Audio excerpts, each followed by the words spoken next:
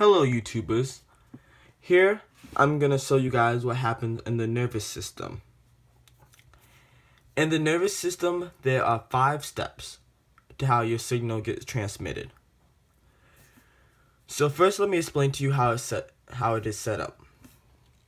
Okay, as you can see, this is a cell membrane, and on the outside of the cell there are sodium ions, and on the inside of the cell there are potassium ions. You can also see from this picture that there are potassium channels and sodium channels.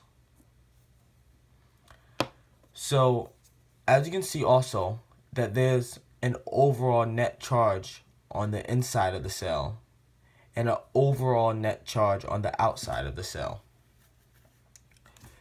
The reason for this is there are more sodium ions than there are potassium ions. Even though the potassium ions are still positively charged, there are less of them, so they are not as positively charged as the sodium ions.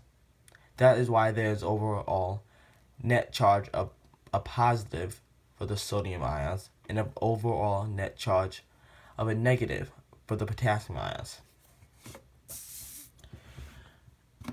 As you see, also the ion channels are both closed.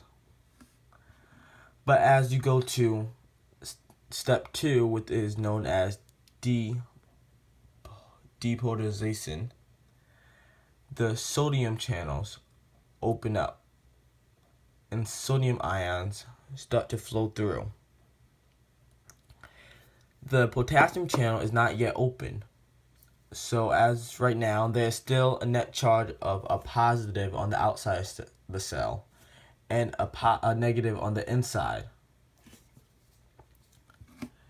As we go to step 3, known as the rising phase of the action potential, you can see that the NH plus molecules, or other known, the sodium molecules, have converted to have some of them on the inside, while the potassium ions converted to have some of them on the outside.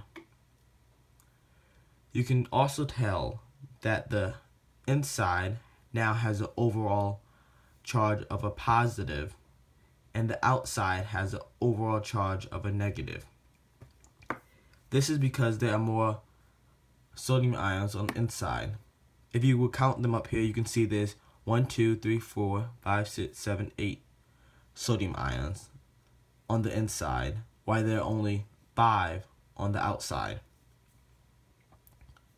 creating an overall net charge of a negative on the outside and an overall positive charge on the inside.